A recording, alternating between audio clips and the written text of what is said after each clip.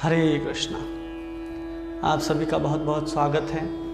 हम लोग चैतन्य महाप्रभु की शिक्षाओं के ऊपर आधारित उनके द्वारा दिए गए शिक्षा अष्टकम के ऊपर हम लोग चर्चा कर रहे हैं, जिसको कहते हैं कि हर गौड़ीय वैष्णव का प्राण है। हमारे वैदिक शास्त्र में जितने भी कार्य दिए गए हैं, जितने भी सिद्धांत दिए गए हैं, जिनकी भी चर्चाएं की गई हैं हमारे शास्त्रों में, वेदों में, पुराणों में, इतिहासों में, सबका एकमात्र उद्देश्य है कि हम भगवान श्री कृष्ण के चरणों में शरण ग्रहण करें। अगर हम ऐसा करते हैं तो हम अपने जीवन की सर्वोच्च सिद्धि को प्राप्त कर सकते हैं, क्योंकि मानव जीवन का उद्देश्य केवल आहार, निद्रा और भय, मैथुन नहीं है। चैतन्य महाप्रभु, जैसे मैंने कल भी बताया कि हमारा जो स्वभाव है वो भगवान श्री कृष्ण की सेवा करना है, लेकिन हम ना चाहते हुए भी इस शरीर को ही सब कुछ मानते हैं, और इस शरीर को सब कुछ मानने के कारण हम इस भवबंधन में फंसे हुए हैं। और इसी भवबंधन से निकालने के लिए भगवान ने बहुत सुंदर कृपा की है और कहा है कि जितने भी वेद पुराण हैं, सब में केवल और केवल तीन ही चीज़ को मुख्य माना गया है। तीन विषय ही शास्त्रों के मुख्य होते हैं। पहला है संबंध, दूसरा अभिधेय और तीसरा प्रयोजन। तो हम लोग समझने का प्रयास करेंगे कि समस्त शास्त्रों का सार क्या है। चैतन्य महाप्रभु ने अपने शिक्षा अष्टकम में समस्त शास्त्रों का सार डाला है। इसलिए चैतन्य महाप्रभु हम सभी को सबसे सरल साधन जो कलयुग में होना चाहिए, हरि नाम संकीर्तन, उसी को केंद्र में रखते हुए हमें अपने भगवत प्राप्ति की साधना का स्तर बताया है, जिसमें चैतन्य महाप्रभु घोषणा करते हैं कि हरेर नाम हरेर नामेव केवलम कलौ नास्तेव नास्तेव नास्तेव गतिरन्यथा। चैतन्य महाप्रभु शास्त्रों से ही हरि नाम संकीर्तन निकाल करके हमको देते हैं और कहते हैं कि केवल हरि नाम संकीर्तन से ही सब कुछ हो जाएगा, क्योंकि हमारे पास इतना सामर्थ्य नहीं है कि हम सतयुग के जैसे बैठ करके ध्यान कर सकें। हमारे पास इतना सामर्थ्य नहीं है कि हम द्वापर युग के जैसे अर्चा विग्रह को पूरे साज और सामान के साथ सेवा कर सकें। हमारे पास इतना सामर्थ्य भी नहीं है कि त्रेता युग के जैसे हम बड़े बड़े यज्ञ कुंड को बनवा करके उसमें यज्ञ आहुति डाल सकें। और हमारे पास उतना समय भी नहीं है कि हम इतने बड़े बड़े कार्य को कर सकते हैं। अगर कोई चैतन्य महाप्रभु जानते थे कि कलयुग का युग कभी भी कोई भी कार्य अगर करना चाहता है तो केवल और केवल अपनी सुविधा पूर्वक कर सकता है। बिना सुविधा मिले आज के कलयुग के जीव भगवत प्राप्ति के मार्ग पर चलने के लिए तैयार नहीं होते। कोई भी साधक है उसे कुछ न कुछ सुविधा चाहिए। और कलयुग के जीव क्या है? मंद सुमंद मतयो मंद भाग्य उपाधता। कलयुग का सबसे बड़ा दोष है कलयुग के जीवों का कि वो आलसी होते हैं। मंद भी बुद्धि भी उनकी इतनी मंद होती है कि वो कभी सोच ही नहीं सकते कि समस्त शास्त्रों का सार क्या है। तो शास्त्रों को निचोड़ करके चैतन्य महाप्रभु ने अपने शिक्षाष्टकम में डाला और कहा है केवल और केवल क्या कर सकते हैं? केवल और केवल हरेर नाम हरेर नाम एव केवलम कलौ नास्तेव नास्तेव नास्तेव गतिरन्यथा। हरि नाम ही समस्त शास्त्रों का सार है। उसको बताते हुए चैतन्य महाप्रभु ने अपने पहले श्लोक को बताया, जिसमें हम समझने का प्रयास करेंगे 8वें श्लोक में कि कौन सा श्लोक संबंध का है, कौन अभिधेय और कौन प्रयोजन, कौन सा श्लोक साधन भक्ति का है, कौन भाव भक्ति का है और कौन प्रेमा भक्ति का है। सबसे पहले हम लोग समझने का प्रयास करेंगे संबंध क्या होता है। हमारा अपने पिताजी के साथ जो संबंध है कि हम उनके पुत्र हैं और हमारे पिताजी हमारे पिताजी हैं, तो ये क्या होता है? संबंध होता है।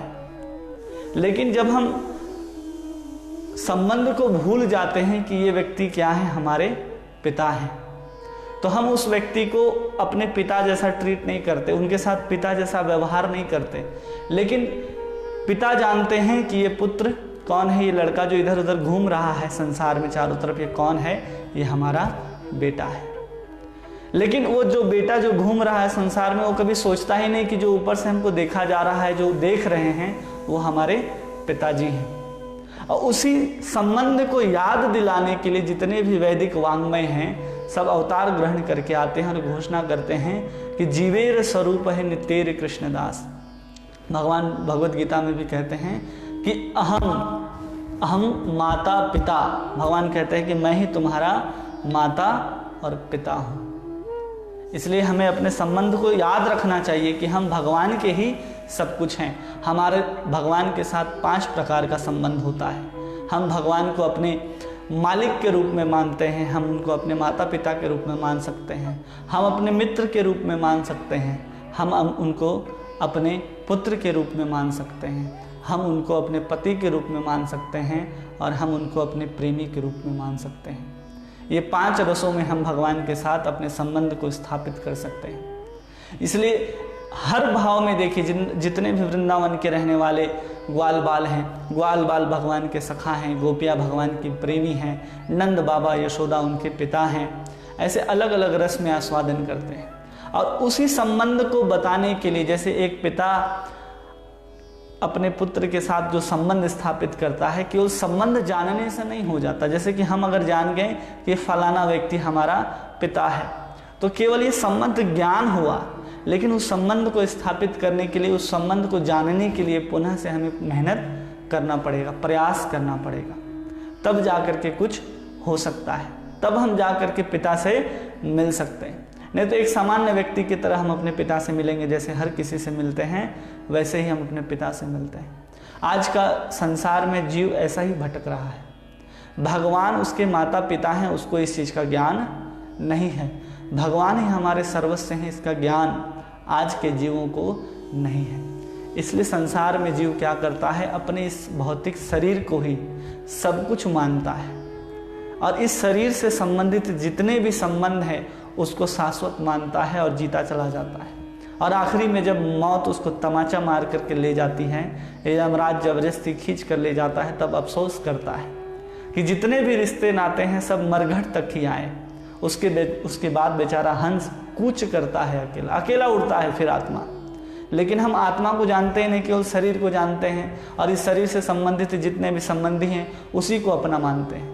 लेकिन जो शरीर से संबंधित हैं वह भी पंच भौतिक हैं, वे कभी भी समाप्त हो सकते हैं, वे शाश्वत नहीं हैं। लेकिन हम उस अशाश्वत चीज को ही शाश्वत मानते हैं, जिसके कारण हम इस संसार में दुखी होते हैं। अगर कोई इंसान सुखी होना चाहता है तो कभी भी शाश्वत चीज को ही शाश्वत माने, क्योंकि संसार में जो भी दिखाई दे रहा है सब परिवर्तनशील है। आज नहीं तो कल सब समाप्त हो जाएगा, कल परिवर्तन हो जाएगा। जैसे हम बचपन में थे वैसे आज नहीं है, जैसे आज हैं वैसे कल नहीं होंगे। इसलिए भगवान कह रहे हैं, देहिन्यस्मिन् यथा देहे कौमारम यौवनम जरा तथा देहांतर प्राप्ति धीरस्तत्र न मुह्यति। पहले छोटे थे, फिर बड़े हुए, कौमार हुए, फिर यौवन होंगे, फिर ये जब शरीर जीर्ण हो जाएगा, छूट जाएगा, तो हम नए शरीर को धारण करेंगे, वहाँ हमारे नए संबंधी आएंगे। तो हम क्यों इस शरीर के पीछे पड़े होते हैं? इस शरीर केवल साधन मात्र है, जिसके माध्यम से हम साधन करके उस संबंध को जान सकते हैं। अगर हम इस शरीर के साथ संबंध जोड़ते हैं तो हम संसार में फंस जाते हैं, लेकिन इस शरीर को देने वाला श्याम सुंदर से संबंध जोड़ेंगे तो हम भव बंधन से, संसार से छूट सकते हैं। पहले तो हमें जानना पड़ेगा कि शास्त्र को 3 भाग में अगर बांटा जाए, कोई भी शास्त्र को 3 भाग में बांटेंगे, आपको पूरा का पूरा वेद, पुराण, शास्त्र, इतिहास सब समझ में आएगा। जिसमें सबसे पहला आता है संबंध, जिसे मैं कह रहा हूँ कि जब तक कोई अपने पिता के साथ अपना संबंध नहीं जोड़ता, केवल जानता है कि हमारे पिताजी हैं, तो ये केवल संबंध ज्ञान हुआ। उसी तरह जितने भी वैदिक वाङ्मय हैं वे घोषणा करते हैं कि तुम्हारे माता पिता कौन हैं? भगवान है। तुम्हारे सब कुछ कौन है? भगवान है। हर आदमी, हर सनातन धर्मी हर दिन, हर रोज, हर मंदिर में जाता है तो ये जरूर गाता है, ये जरूर जानता है, त्वमेव माता च पिता त्वमेव, त्वमेव बंधु च सखा त्वमेव, त्वमेव सर्वम मम देव देव। आखिरी में कहता है कि तुम ही हमारे सब कुछ हो। लेकिन जब भगवान को सब कुछ मानता है, लेकिन भगवान के साथ सब कुछ मानने जैसा व्यवहार नहीं करता। अगर हम किसी को अपना पति या पत्नी मानते हैं तो उसको सिर्फ मानने से नहीं होगा, उसके साथ वैसा व्यवहार करना होगा। इसलिए हमें उस व्यवहार को सीखने के लिए अभिधेय आता है। पहले हम लोग संबंध को समझ रहे हैं। तो संबंध क्या है कि हमारे सब कुछ कौन है? भगवान है, भगवान श्री कृष्ण है। और उनके साथ संबंध जो है हमारा 5 रसों में हो सकता है। फिर अभिधेय आता है। अभिधेय में क्या होता है कि हम उस संबंध को जागृत कैसे कर सकते हैं। जैसे उदाहरण कि किसी का अगर विवाह होना है तो लड़की के माता पिता लड़के के घर जाते हैं, उस लड़के को देखते हैं कि कैसा है, क्या है। तो पहले तो जानना होता है कि कौन है, क्या है और किनसे उनका विवाह होना है। तो इस चीज़ को जानने का जो प्रोसेस है उसको संबंध ज्ञान कहते हैं। किससे संबंध जोड़ने जा रहे हैं। उसी तरह हमारे शास्त्र बताते हैं कि आप किससे संबंध जोड़ रहे हो। इस संसार में अगर आप किसी से संबंध जोड़ते हो तो आप दुखी होगे निश्चित रूप से। कोई नहीं बचा सकता आपको दुखी होने से अगर आप इस संसार में सुखी होने का प्रयास करते हैं। लेकिन आप अगर सही में सुख की प्राप्ति करना चाहते हैं तो आपको ऐसे व्यक्ति की तलाश करना होगा जो सचमुच क्या हो, इस संसार से ऊपर हो। और वो संसार से ऊपर व्यक्ति कौन है? भगवान श्री कृष्ण है। क्योंकि भगवान श्री कृष्ण कौन है? स्वयं भगवान है। और भगवान के साथ हर जीवात्मा का एक संबंध होता है जो कभी भी नहीं मिटता। और जब उस लड़की के माता पिता वहाँ जाते हैं, उस लड़के को देखते हैं क्या स्वरूप है, क्या करता है, तो उसी तरह भगवान के स्वरूप के बारे में बताया जाता है कि कैसे हैं। तो सच्चिदानंद रूपाया, कैसे हैं? तो सच्चित आनंद स्वरूप है। और जिसका संबंध होने जा रहा है वो कौन है? वो भी सच्चिदानंद स्वरूप है। हम जो आत्माएं हैं वो सब क्या हैं? सत्य, चित्त और आनंद के स्वरूप है। हम भी चाहते हैं कि हम शाश्वत रूप से इस संसार में रहें। हम भी चाहते हैं कि हमारे पास संपूर्ण ज्ञान से हम परिपूर्ण रहें, हर कुछ को हम जानें और हर समय हम आनंद से रहें। संसार में कोई एक ऐसा आत्मा नहीं है जो कभी भी दुख होने के लिए परिश्रम करता। एक भी व्यक्ति नहीं मिला संसार में जो कहता हो कि मैं ये परिश्रम, ये कार्य इसलिए कर रहा हूँ कि मुझे भविष्य में दुख की प्राप्ति हो। हर कोई मेहनत करता है केवल और केवल इसलिए क्योंकि उस सुख को प्राप्त करना चाहता है। और उस सुख को प्राप्त करने के लिए वो मेहनत करता है, लेकिन ना चाहते हुए बेचारा दुखी होता है। इसलिए भगवान का स्वरूप क्या है? सच्चिदानंद है। और हमारा भी सच्चिदानंद स्वरूप होने के कारण हम कभी भी दुखी होना नहीं चाहते, कभी भी मरना नहीं चाहते और कभी भी अज्ञान के अंधकार में जीना नहीं चाहते, सच्चिदानंद होने के कारण। तो सच्चिदानंद व्यक्ति को अगर सच्चिदानंद व्यक्ति के साथ ही जोड़ा जाए तो वह शाश्वत रूप से आनंदित रह सकता है। और हम अपना संबंध शाश्वत होने के कारण भी अशाश्वत वस्तुओं से जोड़ते हैं, जिसके कारण हमें इस संसार में दुख उठाना पड़ता है। फिर आगे जानते हैं अभिधेय। अभिधेय क्या है? अभिधेय जिसके माध्यम से, जिस क्रिया के माध्यम से हम उस संबंध को पुनः स्थापित कर सकते हैं। दूसरे को केवल जानता है कि हाँ मेरा विवाह इसके साथ होना है या ये हमारा पुत्र है, तो कब तक वो पुत्र रहेगा या कब तक वो पत्नी बन सकती है या पति बन सकता है, जब तक दोनों का संबंध स्थापित नहीं हो जाता। और उसके लिए कुछ क्रियाएं हैं। बनना चाहता है, वो पिता बनना चाहता है कोई व्यक्ति, तो उसे पुत्र उत्पन्न करना पड़ेगा, ये अभिधेय है। कोई किसी स्त्री को अपना पत्नी बनाना चाहता है या कोई पुरुष स्त्री अपने किसी पुरुष को पति बनाना चाहती है, तो क्या करेगी? उसे संबंध स्थापित करेगी, उसे विवाह करेगी। तो ये विवाह जो प्रोसेस है वो अभिधेय है। जिस किसी माध्यम से हम अपने संबंध को पुनः स्थापित करने का प्रयास करते हैं वो अभिधेय कहलाता है। और हमारे वैदिक वाङ्मय में ये कहा जाता है कि उस संबंध को स्थापित करने के लिए क्या करना पड़ेगा? हमें साधन करना पड़ेगा। क्या साधन करना पड़ेगा? तो केवल और केवल एक ही काम करना पड़ेगा। क्या है? कि श्री कृष्ण संकीर्तनम। चैतन्य महाप्रभु कह रहे हैं श्री कृष्ण संकीर्तनम। और इसी संबंध को स्थापित करने के लिए शिक्षाष्टकम में चैतन्य महाप्रभु बताते हैं कि अगर हम पुनः अपने भगवान के साथ, श्री कृष्ण के साथ अपने संबंध को स्थापित करना चाहते हैं तो क्या करना पड़ेगा? केवल और केवल श्री कृष्ण संकीर्तन करना पड़ेगा। और अभिधेय चैतन्य महाप्रभु के शिक्षाष्टकम में 5 श्लोकों में वर्णित है। पहला चेतो दर्पण मार्जनम, दूसरा नाम नाम कारी बहुधा निज सर्वशक्ति, फिर तृणादपि सुनिचेन, फिर ना धनम ना जनम, फिर अई नंद तनुज किंकरम। वो लालसा होनी चाहिए। जब तक हमारे अंदर वो लालसा, वो इच्छा उत्पन्न नहीं होगी तब तक हम संबंध स्थापित नहीं कर सकते, तब तक हम अभिधेय को ठीक से संपादित नहीं कर सकते।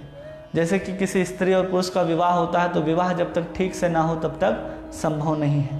उसी प्रकार ये 5 श्लोकों में उन्होंने हमें बताया है कि कैसे हम उस संबंध को स्थापित कर सकते हैं। और प्रयोजन कहते हैं कि 6, 7 और 8 श्लोकों में प्रयोजन है।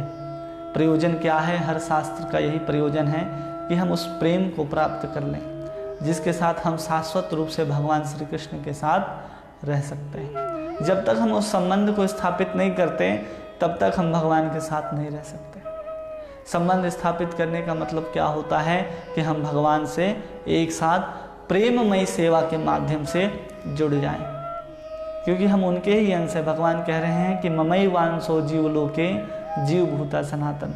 जब हम उनके अंश हैं तो संबंध स्थापित करने के लिए इतनी सारी क्रियाओं की करने की क्या आवश्यकता है। जब अब हम भगवान को अपना पिता मानते हैं, पति मानते हैं, पुत्र मानते हैं, तो इतना सब कुछ करने की क्या आवश्यकता है। तो उसी को पहले श्लोक में चैतन्य महाप्रभु कह रहे हैं कि चेतो दर्पण मार्जनम, हमारे चित्त के ऊपर धूल जम गया है जिसके कारण हम उस संबंध को नहीं जान पाते, उस संबंध से हम भगवान की सेवा नहीं कर पाते। इसलिए चैतन्य महाप्रभु सबसे पहले बता रहे कि चेतो दर्पण मार्जन, चित्त को मार्जन करना पड़ेगा। फिर प्रयोजन बताया हमने 7 और 8 की। प्रयोजन क्या है कि भगवान के साथ हमारा नित्य प्रेम स्थापित हो जाए। ये है संबंध, अविधेय और प्रयोजन। एक बार पुनः श्रवण कर लें। संबंध क्या है? हमारा परमात्मा के साथ, हमारा भगवान के साथ, हमारा भगवान श्री कृष्ण के साथ जो शाश्वत संबंध का ज्ञान कराता है वो क्या है? संबंध। और उस संबंध को स्थापित करने के लिए हम जिस विधि का पालन करते हैं, जिस कार्य का, जिस पथ का अनुसरण करते हैं, वो अभिधेय कहलाता है। और उस पथ का अनुसरण करके, उस साधन को करके हम जिस स्तर को प्राप्त करते हैं, जिस गंतव्य को प्राप्त करते हैं, वो गंतव्य हमारा है श्री कृष्ण के प्रेम को प्राप्त करना। भगवान के उस शाश्वत संबंध को स्थापित करके उनके साथ प्रेममयी सेवा का आदान प्रदान करना, ये प्रयोजन कहलाता है। यही है संबंध, अभिधेय और प्रयोजन।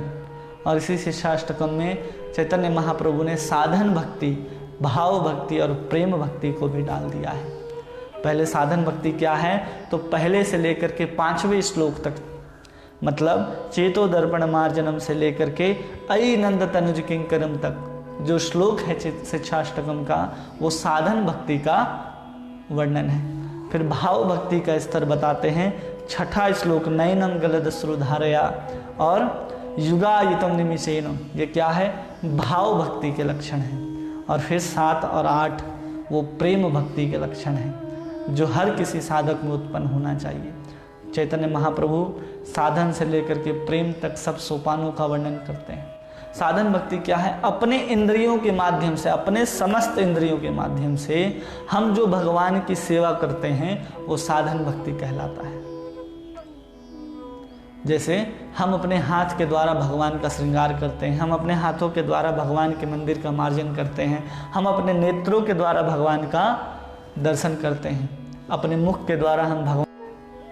और साधन भक्ति को 2 विभागों में बांटा गया है, एक वैदिक भक्ति और दूसरा रागानुगा भक्ति। वैदिक भक्ति क्या है? जिसमें वैदिक शास्त्रों के आदेशों के अनुसार या अपने गुरु के आदेश के अनुसार जब हम अपने इंद्रियों को जबरदस्ती ना चाहते हुए भी क्या करते हैं? भक्ति में लगाने का प्रयास करते हैं। तो इसे क्या समझना चाहिए कि हम अभी तक वैदिक भक्ति कर रहे हैं। स्वतः इच्छा नहीं होती कि हम सुबह मंगल आरती में उठें, या स्वतः इच्छा नहीं होती कि हम माला उठा करके 16 माला भगवान के नामों का कीर्तन करें, स्वतः इच्छा नहीं होती कि हम भगवान की कुछ सेवा करें। लेकिन गुरु के शास्त्रों के निर्देशन में, उनके आदेशों के पालन करने के लिए हम क्या करते हैं? जब भगवान की सेवा में लगते हैं तो वैदिक भक्ति कहलाती है। ना चाहते हुए भी करते हैं। मतलब ये ऐसा भक्ति हो गया जैसे कि लोग कहेंगे कि अगर हम ऐसा प्रयास करेंगे तो हम तो ऐसा हो ही जाएंगे।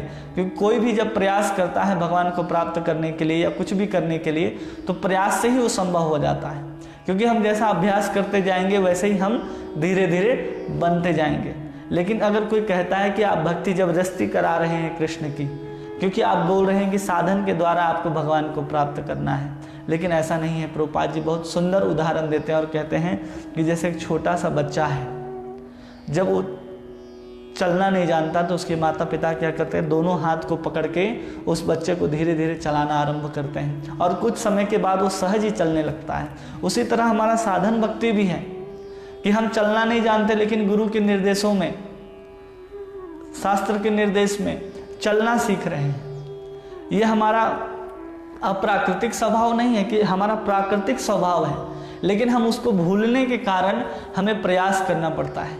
जैसे स्वाभाविक रूप से देखेंगे आप चारों तरफ कि हर 2 पैर वाले जो इंसान हैं वो चलते हैं, लेकिन छोटा सा बच्चा जिसका 2 पैर है लेकिन वो चलना नहीं जानता इसलिए नहीं चलता, लेकिन चलना उसका स्वाभाविक प्राकृतिक स्वभाव है, ना चाहते हुए भी वो चल सकता है। बड़ा होगा, चलना सीखेगा, वो चलेगा, चलेगा ही चलेगा। उसी तरह हम जीवात्माएं हैं जिसको भगवान के साथ संबंध स्थापित है, जो भगवान की सेवा करने के लिए ही बना है। चैतन्य चरितामृतकार कहते हैं कि कृष्ण नित्य सिद्ध प्रेम, कृष्ण प्रेम साध्य कबू नाय, श्रवण कीर्तन करे चित्त होए उदय। कि अगर हम श्रवण और कीर्तन करते हैं उसके माध्यम से जो नित्य सिद्ध कृष्ण प्रेम है वो उदय हो जाता है।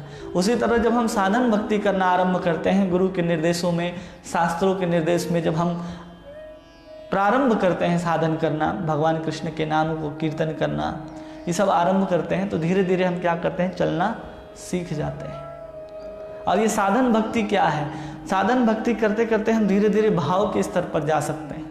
तो सबसे पहले साधन भक्ति को बताते हैं कि चेतो दर्पण मार्जन, क्या करना पड़ेगा साधन भक्ति में, अपने चित्त को मार्जन करना पड़ेगा। कीर्तन के द्वारा श्री कृष्ण संकीर्तनम कहते हैं, इस कीर्तन की विधि बताई गई है। 9 प्रकार की साधन भक्ति बताए गए हैं हमारे भागवत में। श्रवणम, कीर्तनम, विष्णु स्मरणम, पाद सेवनम, अर्चनम, दास्यम, साख्यम, आत्मनिवेदनम। ये 9 प्रकार की साधन भक्ति है जिसको हम गुरु के निर्देश में और शास्त्रों के शासन में करते हैं। अगर साधन भक्ति, वैदिक भक्ति को करते करते कोई सहज ही ऐसा भाव उत्पन्न हो जाता है कि हाँ मुझे करना चाहिए, स्वतः ही उसके अंदर भाव आता है बिना किसी निर्देश के, बिना किसी आदेश के, तो क्या होता है, वो रागानुगा भक्ति करना आरंभ करता है। स्वतः जिसके अंदर कृष्ण के प्रति स्वाभाविक सेवा का, स्वाभाविक कीर्तन का, स्वाभाविक श्रवण का जब भाव उत्पन्न हो जाता है तो उसे रागानुगा भक्ति कहते हैं। लेकिन पहले हमें साधन भक्ति करना पड़ेगा जिसमें 9 प्रकार की भक्ति हैं, जिसमें भगवान का अर्चन है, वंदन है, दास्यम, साख्यम, आत्मनिवेदन, ये सब भक्ति करना पड़ेगा। जिसमें सबसे प्रमुख है तार मध्य नाम संकीर्तन। इसलिए चैतन्य महाप्रभु कह रहे हैं कि विजय परम विजयते श्री कृष्ण संकीर्तनम। साधन भक्ति में, इस 9धा भक्ति में भी सबसे श्रेष्ठ है भगवान के नामों का कीर्तन करना। और इस साधन को ही बताते बताते कहते हैं कि नाम नामकारी, ये नाम को जपो। फिर बताते हैं कैसे जपो, तो बताते हैं कि तृणादपि होकर के जपना चाहिए। फिर बताते हैं ना धनम ना जन्म, बिना किसी लालसा के करना चाहिए। और फिर आखिरी इच्छा यही रखना चाहिए कि मैं इतना पतित हूँ कि भगवान मुझे स्वीकार करें। आत्मनिवेदन का स्तर तक होना चाहिए। ये 9धा भक्ति भी 1 से लेकर के 5 श्लोक में आपको दृश्यमान होते हैं। फिर भाव भक्ति का स्तर आता है। भाव भक्ति में जीवात्मा क्या करता है, 24 घंटे भगवान का नाम का स्मरण करता है, निरंतर भगवान का स्मरण करता है। उसके आँख से आंसू निकलते हैं, उसके देह कांपते हैं। तो उसी को 6ठे श्लोक में और 7वें श्लोक में वर्णन करते हैं, नयनम गलदश्रुधारया वंदनम गदगद हृदया गिरा। साधन भक्ति करते करते कोई भाव भक्ति तक पहुंचता है तो उसकी हालत यही होती है कि भगवान के बिना उसका दिल नहीं लगता, वो छटपटाता है जीव। जैसे मछली को पानी से बाहर निकाल दिया जाए तो कैसा छटपटाता है, वैसा ही जीव भाव दशा में भगवान के बिना छटपटाता है। और जब उसे प्रेम हो जाता है तो क्या होता है, वो हर कुछ अर्पण करता है। जिस दशा में, जिस भाव में भगवान रखना चाहते हैं उस जीवात्मा को, अपने भक्त को, वो रहता है। वही प्रेम भक्ति का लक्षण है। चाहे जिस हाल में भगवान उसे रख दे वो रहेगा।